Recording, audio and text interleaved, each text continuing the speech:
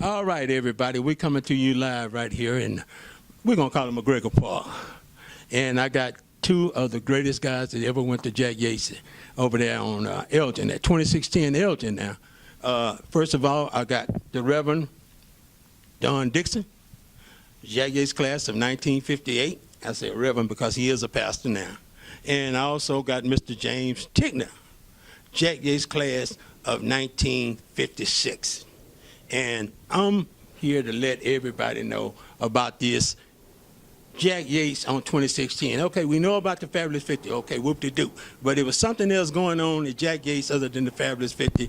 And I got Reverend Dixon that started off because he came out of Jack Yates. He was the last football class to play over there at Jack Yates at 2610 Elgin. Is I'm correct or right? That's right. Okay. That's right.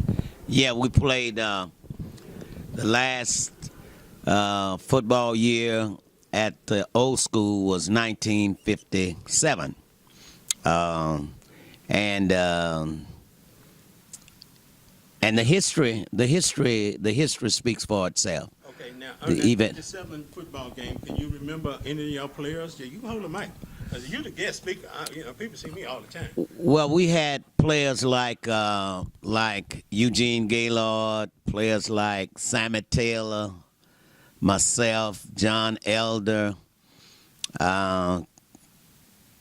who's center that year? Sites, yeah, James Sites, George Barnaby, James Hutchison, Plug, Theodore Hall. All them guys was on the Jack Yates football team in 1957. So that was the last Thanksgiving game that Jack Yates played over there at 2610 Elgin. That's right. Because in 58, they played over there on Sampson Street. So y'all was the last one to play the Thanksgiving game over there at 2610 Elgin. That's right. And the 3 years, you know, during that time when you went to Yates, you had to go in, what, the 7th grade? Yes, yes. Middle school. Yeah, that's right. We went in the 7th grade, and of course they had a junior team during those years. But that was at Yates. That was at high school. That was at it was a junior and senior high school. Thank you. You hear that Facebook, baby? Because a lot of people don't know that Yates used to be a junior and a senior and senior high school. That's right.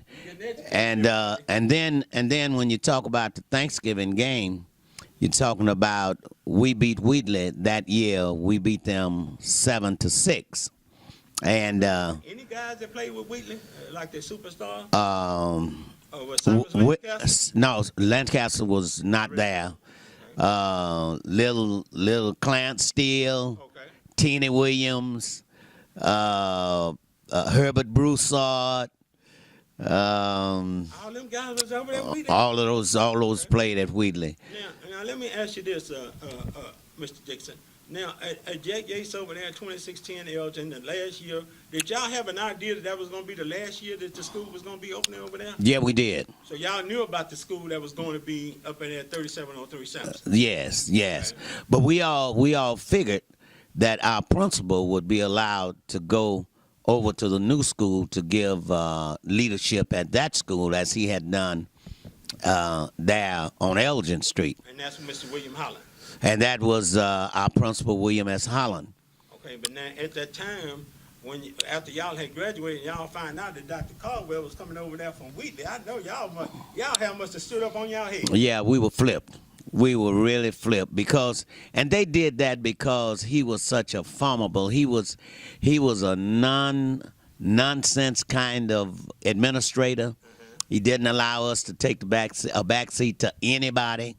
About the girls walking into that horse stuff over there on behind the Umstead parade. That's right.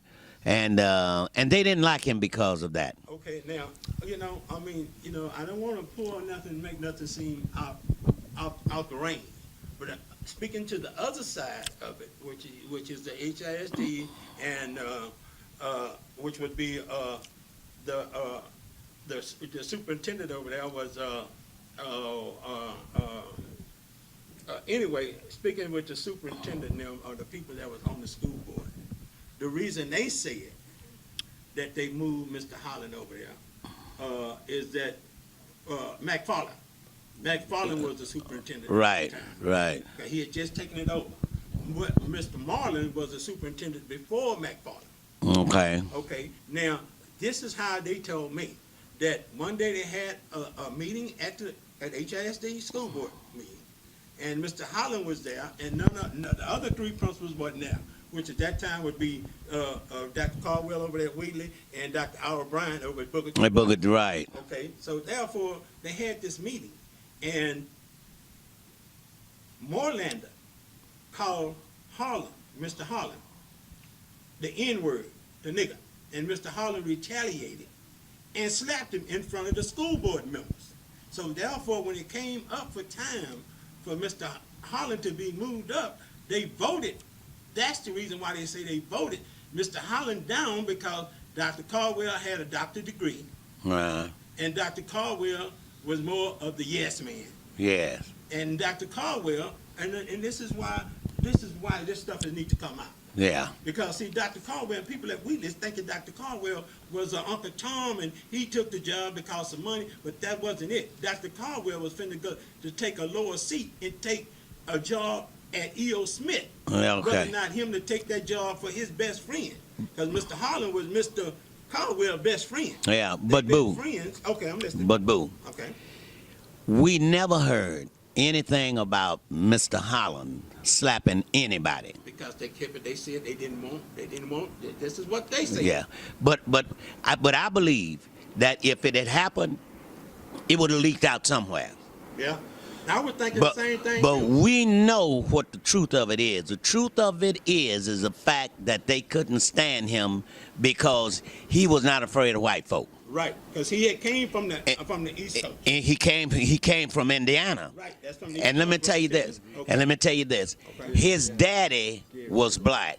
Okay. And his mama was a white woman. Okay. So he came up in a situation where white folk didn't scare him. Right, he came up from a mixed family. From a mixed family, that's exactly right. Because actually, when he was at Yates, many of them thought that he was a white man. That's why they would always give Yates more respect.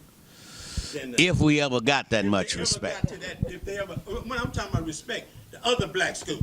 Oh, I understand. Yeah, I understand. No, I understand. No, we did not deal with the white schools, which was the Interscholastic League. We didn't deal with it. That's right. That's right. With the Peerview League. Yeah, we were It was PV. predominantly black. That's right. And, Which was black. Right. Totally. Right. Yes. So I was wondering. That's why we're glad to get this open, Reverend, because so many people at Wheatley were saying Dr. Caldwell sold out, and it wasn't that way. Dr. Caldwell was at a point that he was going to take a downrolled seat. It was Mr. Holland who asked him to come over there to help the kids, because he knew he couldn't come. He would have to stay over there at Ryan. Yes. That was when y'all left. That's when they opened up Ryan. Yeah. He did not give up the idea of reality. Right. That he wasn't going until they placed Dr. Caldwell over there. Right. Because it was in his mind, all of the work that he did at the ELGIN Street location, all of that work, and he felt that he had earned the right to go to the new school because 2610 was an old school. Right. And he felt he had earned that right. But it didn't work out like that. So here's what happened. The school spirit that would come from the We're alumni. live right here with Reverend Dixon and the Jack Yates class of 1958, and also Mr. James Tickner, Jack Yates class of 1956. Now, we know the problem. I'm going to give you the microphone, Reverend Dixon. Now, we know the problem that Yates having as far as the organization and the unity. Speaking from part of Yates and the program, because the program is part of the school, am I right? Right. Okay, so speaking to part of the program, what can we do as Jack Yates people for the day? Give me your idea of how we can get some unity in our Jack Yates and bring Jack Yates up to the way it used to be when you came out at 2610 Elgin. Well, I tell you, some of what's needed, I believe, is a stronger alumni participation, where we can give scholarships to kids coming out of graduating from Yates during this time. But the administration there now would have to reach out and have more fellowship and relationship with the alumni than what they've had, because many times those personnel folk at Yates now don't even know what was going on at the old Yates, at the old location. And so there's a separation between what happened at the old school and compared to what's happening at the Sampson Street location. So what I'm saying is that until they realize that there was school going on ELGIN Street before they opened on Sampson, then we need to be inclusive in their plan making as far as what we can do as an alumni association. And I think that will certainly help the situation by pulling all of us together. Okay, now, we got a principal over there now. Her name is Miss Tiffany Guillory. From what I understand, she comes out of Booker T. Washington. Now, I'm not for sure. I haven't talked to Miss Guillory. Her name is Tiffany Guillory. And she want to do this. And Facebook family and Jack Yates family, this is what we're trying to do. We're trying to get the people in the 50s to get involved, because this is what and also Dr. Lathan, the intern superintendent, she said the same thing that I'm saying now, is that it's time for the older people at Yates, if they can make time out of their schedule and come over there and greet some of them kids. The scholarships is fine, the money is fine, but these young kids now, they want to see some real people that touch like this and say, hey, you know, I went to Jack Yates.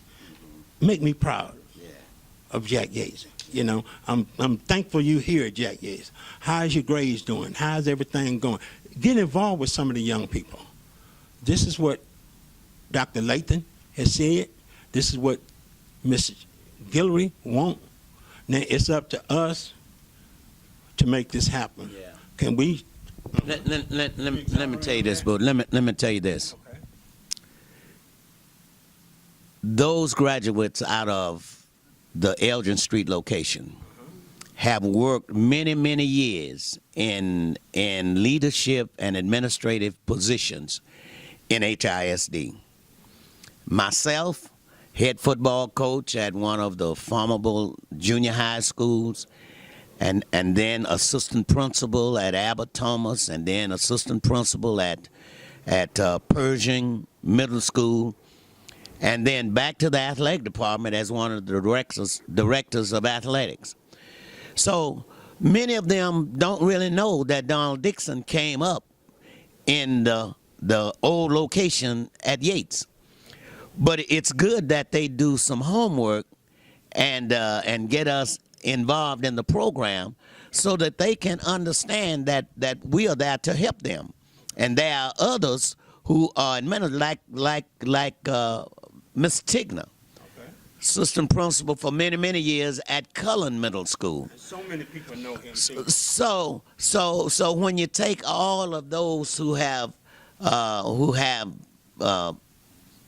shown the fact that we are certainly products of the old Yates, 2016, and when we come in there to speak to students, as we have been, they would know who we are and where we came from. Okay. And I think that would help, don't you, Tig? I think that would help to bring a closer relationship together with the entire alumni. Okay. Because see, the thing about this too, and I'm going to go to Mr. Tigner, because a lot of people know you, Mr. Tigner, because you was assistant principal over there at Cullen, and Cullen was a feeder school for Yates. Is that right? That's correct. Okay, so